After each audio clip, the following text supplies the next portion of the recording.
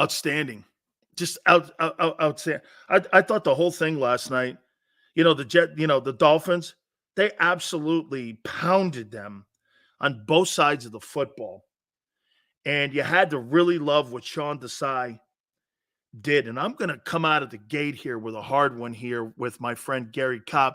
Let's bring Cobb in here now. And I appreciate Gary Fox 29, former Eagle himself. Hey, first and foremost, did you like the Kelly Greens? Oh, I loved it. I mean, of course, that's what we played in, We played in those Kelly Greens, so it was a great to see it. And, of course, there were things about that game I liked even more. But, because, of course, Jerome, Reggie, all those guys that played with that team, you can't help remember, how special that group was. I mean, they were a dominating defense, and I guess it was kind of fitting that the Eagles defense would play like that, like they did, last night. I got to give it to them. The type of dominating where they really gave up 7 points. Think about it. You had the one turnover was a field goal. The other touchdown was scored by the defense. They gave up 7 points to a team that had been, going over everybody else. They've been roasting them. So I got to give them a lot of credit for the way they played. It was really, really outstanding. I got to get your opinion on the deal today. The Eagles make a deal for a safety and Kevin Byard from the Titans for a 5 and a 6. They sent Terrell Edmonds over. He's a former All-Pro. And here's a guy here that's never missed a game. It strengthens their secondary, obviously, at the safety position. Yeah. Here's the numbers right here: a 5 and a 6 in Terrell Edmonds for All-Pro safety Kevin Byard. You tell me what you think here. Well, I think it just shows you that they were inspired by that game yesterday or last night. They think that they're getting ready for something. They've got something special there. They're not playing their best ball, but the thing is, those kids up front, at the way they got after. The Dolphins, I'm talking about, of course, Jalen Carter. I'm talking about Jordan Davis. The way that defensive line, the pass rush, they put on Tua. They did some things that, nobody else had done that to that offense. And they really got after them. And I could see things up the road because you're talking about very young players. So they're going to do nothing but get better. But the promise that they showed right now, because I tell you, who they would have to beat to win the whole thing. You're going to have to beat San Francisco. You're going to have to beat Dallas. They showed they could dominate on both sides of the ball when it comes to the line of scrimmage. And I personally would like to see them get a bigger back. They need a back with a little size. Their backs are small. I'd like to see them get a bigger back. So they come into the game and they said, look, however you want to get beat, we are going to run the ball. So we're just going to let you know that we're not leaving that up as an option. We are running the ball on you guys, and we got these weapons outside. We don't have a problem going anywhere and playing anybody. And I think they could have that kind of attitude because if they play their best football, I think they could beat anybody, or at least they're headed there. See, you could see sparks of it because with the way they played defensively, I was very encouraged. I mean, the fact that they got after Tua, Buffalo got after Tua, but nobody else has. And the way some of the young kids were playing in the secondary, I was really excited about the way some of those kids have played because, when you see some of them, I come in, I saw them kids with the big eyes, they're nervous, they're not sure. I'm starting to see more confidence. They've got some depth now. As they get healthy, you got some kids that have played. Those are the things you need if you really want to win. And that Jalen hasn't played his best football. Devontae, we haven't had a whole lot from Devontae the last few games. We know AJ, he can do that every game. You got dominant players. And now you've worked Dallas in there. I like everything. The only thing is I would like to see a back with some size. That's the only thing I'd say that would be missing. And, of course, We need Jalen to play at a higher level. I think he's capable of it, but he needs to play better. Come on. Can't be turning the ball over like that. 10 turnovers in 7 games. He knows he's got to play better, and I think he can. But they've shown you they've been able to win in spite of it. But when you play good teams, when you play the better teams, like when they're playing San Francisco, when some of these other teams they've got to play.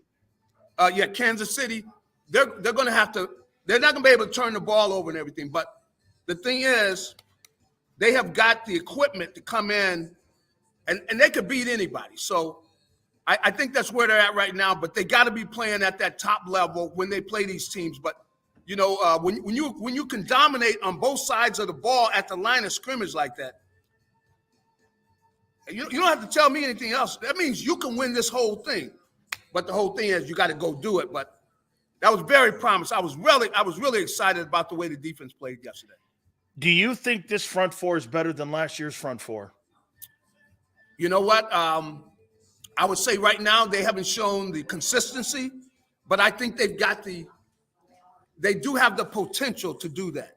I think with the way Davis is playing, because you see they jumped in that bear front, How about Sweat? And Sweat, come on, man. What he's shown is he can consistently make plays and make big plays, man. I mean, and you know what? Their linebackers playing well. Yes. I did not think these guys were going to play as well. And they have been outstanding. And so, I wasn't as high on the defense, but I'm seeing, these kids are playing better. The way they played smart, not giving up. They gave up that one big throw to Hill, but other than that, man, you got a game breaker, right? Who's killing everybody in the league, and they kept them pretty much, in check. Other than that one play, for the touchdown. How about this, Gary? Sean Desai, in my opinion, is the next candidate out of that building to be a head football coach like D'Amico Ryans. Yeah. His in-game adjustments that he's making, Yep. and the way that he's moving guys around, he sees a deficiency here. I mean, look at what they did to that offense, like you said. Holding Hill to 88 yards is like holding him to 8 yards. That's right. I mean, they kept everything underneath outside of that one big play that they have, but that's going to happen. Yep. And I just think this guy, he's getting better and better as a coordinator. And I'll make this point to you. You have that coordinator in the Super Bowl, you win it. I'm telling you, I couldn't help but be excited about it. And you said making adjustments. And the job they did against their running game. Look, they're leading the league when it comes Stuffed them. They do not let people run the ball on them. So they make a team one-dimensional, and then they put that pressure on them where the quarterback, come on, there's no quarterback in the league that they don't like getting hit, and it makes them have to be great in order to be the team that's pressuring them like that. So I think that anybody that's looking at this team would have to be excited. I'm excited by what I saw out of the defense because I know that the offense has shown that they can play at a higher level, and they're going to need to do it. But I think that everybody should be very excited about what they saw out of the Eagles. But like I said, I'd like to see them get a bigger back. I mean, Swift is not big, and neither is Gainwell. They need somebody with some size so that if you got to just run inside, then you got some. Give me 4 yards. Get in there and give me 4 yards out of that run. A guy bigger is going to get 4 yards rather than 2 or 3. Give me 4 yards. 4 yards. You get 4 yards. You're going to get a first down. So if you can go in there and get the 4 yards, so I'd like to get them to get a. And all they need is a guy that can run this year. Maybe after the end of the year he's done. Fine. Give me a guy that's got some size that can run behind. Leonard Fournette. I think that would do it. Leonard Fournette. Hey, Gary, let me ask you about A.J. Brown. Is there a better wide receiver in pro football right now than him? He's the most complete, I think, right now. He's the most complete, that's playing right now because I mean the big names like Justin Jefferson, Devontae Adams, even Tyreek Hill. Gary, this guy, he plays like T.O., and I said this earlier, Gary. Mm-hmm. This is why I think he is a better Eagle than what Terrell Owens was is because he's giving you the 2005 year that Owens never gave you. Mm-hmm. This guy's coming off of a career year and giving you another career year. I mean, this is why his tenure is going to be remembered more than what Owens's was, because that was a one-year wonder. This True. thing has the potential of being 5 years and some maybe 5 of the greatest receiving years that anyone, no disrespect to Mike Quick, but of all time in Eagle history. I think that when of course, I get a chance to see him up close, and I think people probably are getting the chance to appreciate him more because the guy's a beast, man. You're going like you can't play wide receiver. This guy was playing wide receiver, and he was talking about how Julio Jones is the reason he played wide receiver because he hadn't seen big physical wide receivers, but Julio Jones inspired him that he could play wide receiver because he had the speed, he had the physical ability, and regardless of the fact that he's bigger than everybody, there's no reason he can't play the position. So he said he inspired him, and with what he's doing, and I think that the fact that he's playing with Devontae Smith, Devontae has helped him where he runs his routes better. He's a better route runner. He's more patient. He knows how to be patient in his route. That sometimes you don't want to get open early in the right route. You want to get open at the end of the route. So he's patient. He knows how to set a guy up, and then when he needs to get powerful, he can be as strong and mean and aggressive as anybody in the league. You see, he say, "Look, I'm taking this ball from you, dude. Get out of the way." And he's just so much stronger than all the guys that are trying to cover him. That he's fifth in the league in, yards after the catch right now, and it just seems to me, Gary, I mean, he plays like Owens. Yeah. He just, everyone forgets the fact that Owens played on a team with Jerry Rice. I mean, he was the other guy, and he learned so much on how you became a professional. And I think that is probably going to help Devontae in watching how this guy handles himself on the field. So they've got a nice dynamic. I want to move on to two last questions for you here. I'll tell you something. Hassan Reddick, Gary, in the last 17 games, who would you take, Micah Parsons or Reddick, when it comes to impact in football games?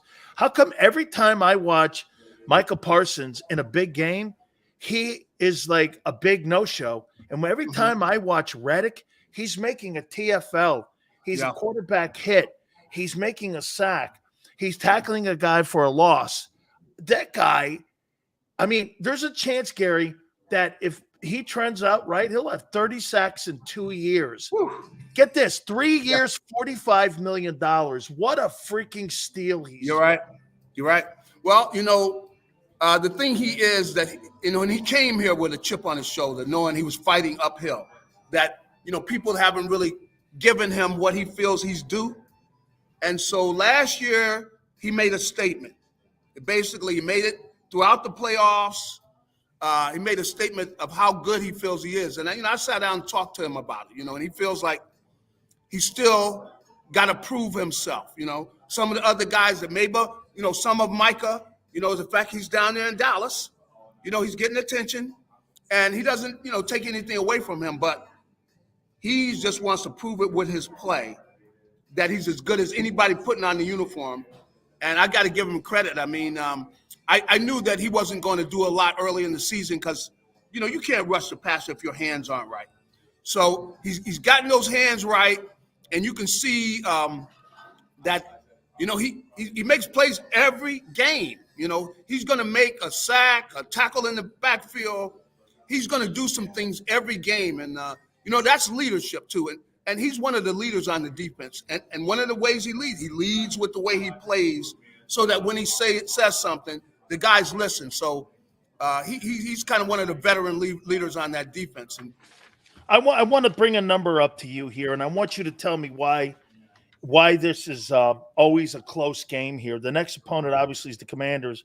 Yeah. January 2nd, 2021, the Eagles beat the Commanders by 4, 2016. September Yeah. 25th, they beat them 24-8.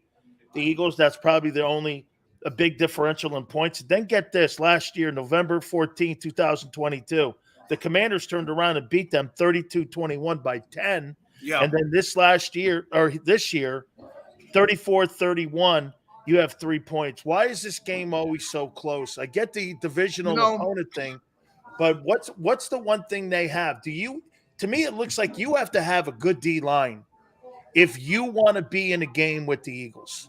I think you hit it right there. And see, and I know this is an indictment of Washington's defensive line. These guys play when they want to play. And when they got the Eagles, they know they're going to get more attention. They're supposed to be playing against the best offensive line in the league. And they show up to play. I'm ashamed to say it is. A lot of games, they do not show up to play. And I've seen it. You got guys that are flat out stealing. They're down there, and they're capable of playing better on a weekly basis. But that defensive line, which all 4 of those guys are talented and they're capable of having an effect on a game. And they all show up to play against the Eagles because they know they could get embarrassed. And I think that they know it's a division game, and the fact that a lot of people are going to be watching that, and they want to show, look, we are as good as anybody in the league. But, they really need to do it every week. But that's why I think that they play them well. I mean, I got to give Washington credit. But, it's really an indictment of them as well, which is, they don't show up every week, but they show up against the Eagles, and they play that defensive line. And, I'm really the Jets. That's one of the ways the Jets beat the Eagles. What we said there, Gary, look, the Jets had a good D-line. Yep. The Commanders had a good D-line. That's right. And even in a way, the Patriots did too a little bit. So if you don't have a good D-line, you really don't have a chance against Philadelphia. That's right. But if you do, it kind of keeps you in there. Yep. And you get really good play callers on the other side. My last question for you. That's right. Tell me what you think of Jalen's overall play so far this year with, again, he's trending to 19 turnovers, 19 interceptions, and I know he's probably going to get better, but Gary, they're asking him to do more in the passing game, which is leading to high probability on turnovers. Those tips are going to become more common. Get this, he's on trace to throw for 600 attempts. Last year, he threw only for 435. Wow. So you're really upping his volume of chances of INT. Is that him just working through that? I think that's some of that. Some of them, he's had some freak things a number of times with some of the plays where it's been, bad, as bad as it could get. But, he's not playing his best football yet, without a doubt. But they are asking him to do more. Teams are clearly have come out, just like the Pats in the first game. In the second game was the Vikings. They said, we're taking away his running. We're not letting him run on us anymore. So even if they give up some yardage with the running back, they're okay with that. They do not want Jalen to get going because he averages more, and it seems like it really affects the game more. So that's what Belichick said. We're taking away that running. So they're not as effective, and teams are doing a better job with the RPOs, with the run-pass options. That is, you can see it's not as much of their game. He's running really, for the most part, he's running on passes where he drops back and then he scrambles. That's what most of his running has been. The RPOs, you don't see them where he's faking the handoff and then he's taking off sometime. Teams are taking that away. So they got to make some adjustments. And what they've decided to do is throw the ball more. But that's why I would like to see them get a big back with some better size where, fine, you want us to run the ball down your throat? We will run the ball down your throat. See, because it's like they want to take away everything off the corner. They don't mind them running inside on them. Well, if you're going to give us that, then we want to take it. You got a bigger back. He can go in there and do that all game long. Smaller guys, they're getting tackled by a safety.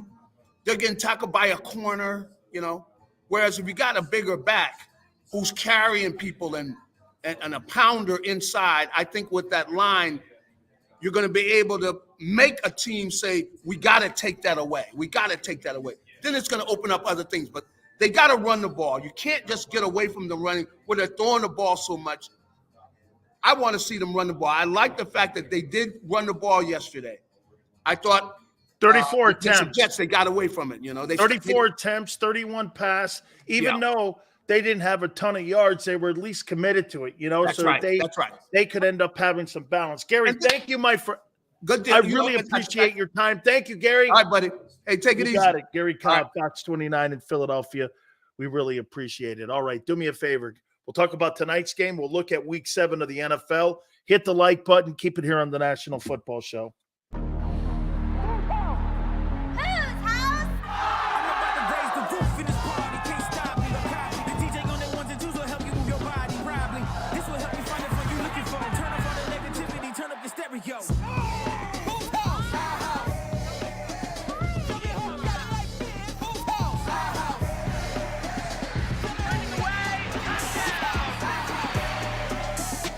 Football and Hooters, the perfect pair.